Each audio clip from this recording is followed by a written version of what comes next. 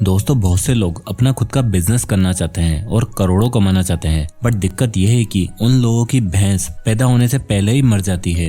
अब आप सोच रहे होंगे कि ये बिजनेस शुरू करने का और भैंस का क्या कनेक्शन है। तो उसके लिए आपको ये इंटरेस्टिंग स्टोरी को जानना होगा। तो ये कहानी है दो दोस्तों की, राम और मोहन की। ये दोनों डिसाइड करते हैं कि हम मिलके एक बिजनेस शुरू करेंगे। हम एक एक भैंस खरीदेंगे और उसका दूध निकालेंगे, दूध से दही बनाएंगे, पनीर बनाएंगे और उसे बेचेंगे और अमीर बनेंगे। अब दोनों डिसाइड करते हैं कि अगले दिन सुबह 10 बजे हम चौराहे पर मिलेंगे और भैंस खरीदने के लिए जाएंगे। अब अगले दिन राम तो चौराहे पर पहुंच जाता है, पर मोहन नहीं आता। अब राम 2-3 घंटे तक मोहन का वेट करता है, बट फिर वो सोचता है कि शायद मोहन को बिजनेस में कोई इंटरेस्ट नहीं है। तो राम अकेला भैंस खरीदने के लिए निकल जाता है और भैंस खरीद के ले आता है और उसकी खूब सेवा करता है, उसका दूध निकालता है और उससे मिल्क प्रोडक्ट्स बनाकर उन्हें बेचना शुरू कर देता है। और उससे जो भी उसकी कमाई होती थी, उन पैसों को वो वापस री इन्वेस्ट कर देता था। और देखते ही देखते राम के पास 15 से 20 भैंसें हो जाती हैं। पर राम रुकता नहीं है। वो गांव से शहर पहुंचता है और अलग अलग राज्य में अपना बिजनेस फैलाता है।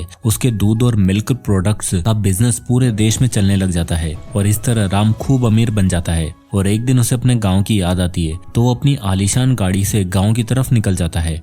और गांव में जैसे ही वो पहुंचता है तो उसकी गाड़ी खराब हो जाती है। तो वो किसी से मदद के लिए उतरता है, तो उसे एक पेड़ के पास एक आदमी दिखता है। राम गाड़ी से उतरता है, उस आदमी के पास जाता है तो वो देखता है कि ये तो उसका दोस्त मोहन है और वो बड़ी बुरी हालत में होता है। तो राम मोहन से पूछता है कि ये क्या हालत बना रखी है तूने। मोहन राम को सूट बूट में देखकर पहचानता ही नहीं है। फिर राम मोहन को बोलता है कि मैं तेरे बचपन का दोस्त राम। तब मोहन उसे पहचानता है। तो राम मोहन को बोलता है कि तू उस दिन चौराहे पर भैंस खरीदने के लिए क्यों नहीं आया। अगर तू आता तो अपन दोनों दोस्त मिलकर बिजनेस करते और तू भी मेरी तरह अमीर बन जाता। तब मोहन राम को बोलता है कि जिस दिन हमने डिसाइड किया था कि हम भैंस खरीदेंगे, उस दिन मैं शाम को अपने घर गया और अपनी पत्नी को ये सारी चीजें बताई कि हम इस तरह अपना बिजनेस शुरू करने वाले हैं। तो मेरी पत्नी ने मुझसे बोला, अगर तुम भैंस खरीदोगे और भैंस को कोई बीमारी हो गई तो, और भैंस मर गई तो फिर क्या होगा। अब ये सुनकर राम हंसने लग गया कि तेरी भैंस तो पैदा होने से ही पहले मर गई। और दोस्तों, मैक्सिमम लोगों के साथ यही होता है। वो लोग बिजनेस शुरू करने का, पैसा कमाने का तो सोचते हैं, बट कुछ भी शुरू करने से पहले उनके अंदर दुनिया भर की नेगेटिविटी आ जाती है और वो भला बुरा सोचने लग जाते हैं, जिसके कारण वो कभी भी बिजनेस शुरू ही नहीं कर पाते।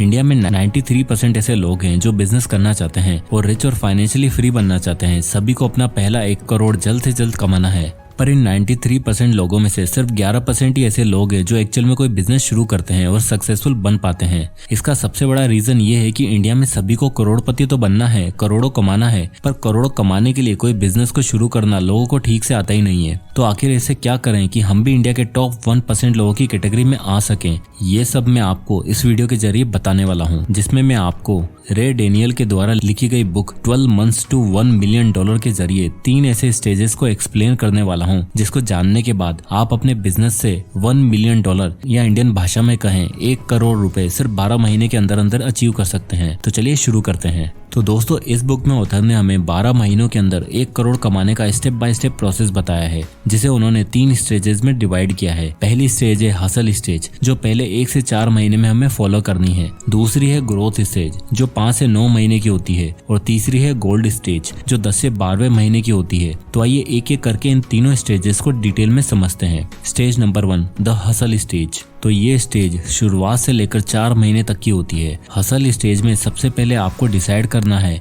What product should I sell. India की सबसे बड़ी कस्टमाइज्ड फैशन वेबसाइट के मालिक प्रभ किरण सिंह और सिद्धार्थ ने जब देखा कि इंडिया में लोग काफी सालों से वही घिसा पिटा प्रिंट पहनकर एक ही तरह के शर्ट, टी शर्ट और लोअर्स पहन रहे हैं, तो उन्होंने सोचा वेस्टर्न दुनिया में कस्टमाइज चीजों का ट्रेंड शुरू हो गया है, तो क्यों ना टी शर्ट और शर्ट में भी कस्टमाइज प्रिंट कराया जाए, जिससे इंडिया में फैशन ट्रेंड चेंज हो सके। इंजीनियरिंग के 2 स्टूडेंट का विजन था कि इंडिया में फैशन सेंस को बढ़ावा दिया जाए, और कहीं ना कहीं उन्हें ये भी पता था कि फैशन इंडस्ट्री काफी ज्यादा कम्पिटिटिव मार्केट है, पर हमारे पास कुछ ऐसे एडवांटेज हैं जो बाकी ब्रांड्स के पास नहीं है। 2012 में उन्होंने कंपनी शुरू करी और अपने खुद के 30,000 रुपए लगाकर टी शर्ट को प्रिंट करना, कस्टमाइज करना खुद से शुरू किया। एक कमरे के मकान में स्टोर बनाया और वहाँ पर अपना स्टॉक रखा। 50 से भी ज्यादा प्रिंट्स खुद डिजाइन करके रिजेक्ट करने के बाद उन्हें फाइनली अपना यूथ आइकन प्रिंट मिल गया, जो उनके घर वालों और दोस्तों को काफी पसंद भी आया।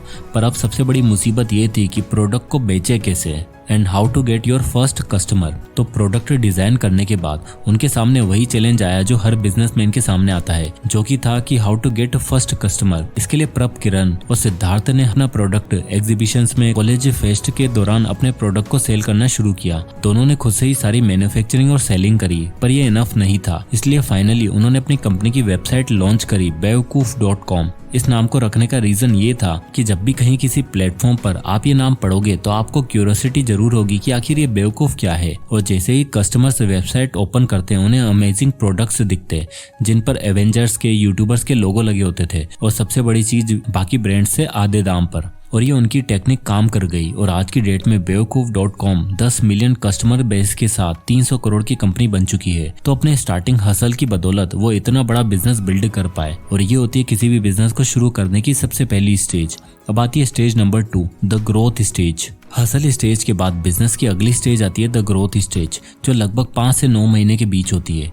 इस स्टेज में हम ये देखते हैं कि हमें अपना बिजनेस को कैसे बड़ा बनाना है, इसके लिए हमें कितनी फंडिंग और कितनी सेल्स पर डे अचीव करनी होगी। ऑथर रयान अपनी इस बुक में लिखते हैं, हसल स्टेज के बाद आपको नेक्स्ट टारगेट जो अचीव करना है वो है 25 सेल्स पर डे का, यानी कि आपको एक दिन में 25 सेल्स करनी है। ग्रोथ स्टेज में आकर हर बिजनेसमैन और बिजनेस वुमेन को ये सोचना है कि वो अपना बिजनेस स्केल अप कैसे करे और रेवेन्यू को इंक्रीज कैसे करे। इस ग्रोथ स्टेज में हर एंटरप्रेन्योर को टीम बनानी होती है, तगड़े सिस्टम, प्रोसेस और सॉफ्टवेयर को डेवलप करना होता है जिससे फ्यूचर में कभी कोई प्रॉब्लम ना आ सके। और सबसे बड़ी चीज मार्केटिंग और नेटवर्किंग के जरिए सेल्स को इंक्रीज कैसे करना होता है, जिससे कि डेली 25 सेल्स का जो टारगेट है वो अचीव हो सके। इसके लिए ऑथर रायन अपने दोस्त मार्कस की स्टोरी को शेयर करते हैं। मार्कस एक तगड़े हसलर थे जिन्होंने कई मल्टीपल्स वेंचर शुरू किए। उनकी जो फर्स्ट वेंचर था टॉयज और हैंगओवर सप्लीमेंट्स का, वो बुरी तरह फेल हुआ। ऐसा इसलिए क्योंकि उन्हें उस समय इतनी नॉलेज नहीं थी, और अपनी इसी फेलियर से उन्होंने 3 सबसे इंपॉर्टेंट चीजें सीखी। Number 1, how to create a impactful product. Number 2, how to sell it properly. And number 3, how to market it properly.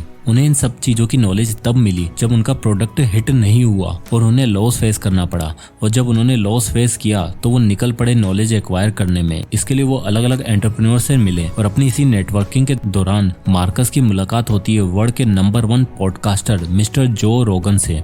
जो ने उन्हें अपने पॉडकास्ट पर बुलाया और उनसे पूछा कि आजकल आप कौन से बिजनेस में इन्वॉल्व हैं। तब मार्कस ने उन्हें बताया कि मैं आजकल ऐसे सप्लीमेंट पर काम कर रहा हूं जो आपके ब्रेन पावर, फोकस और मेंटल हेल्थ को इंक्रीज करता है। जो रोगन ने जब ये आइडिया सुना तो उन्हें काफी इंटरेस्टिंग लगा, और उन्होंने मार्कस को जल्द से जल्द प्रोडक्ट बनाने के लिए कहा। और जब मार्कस ने वो प्रोडक्ट बनाकर जो रोगन को टेस्ट करवाया तब उन्हें सच में वो सप्लीमेंट बहुत पसंद आया, और जो ने मार्कस के साथ 50% की पार्टनरशिप के साथ इस बिजनेस को शुरू किया। और जो रोगन एक ऐसा नाम है जिसके बारे में पूरी दुनिया जानती है और जिनके मिलियंस ऑफ फॉलोअर्स हैं। और जब अपने प्रोडक्ट्स में जो ने उस सप्लीमेंट को प्रमोट करना शुरू किया तब बिजनेस अपने आप ही ग्रो करने लगा।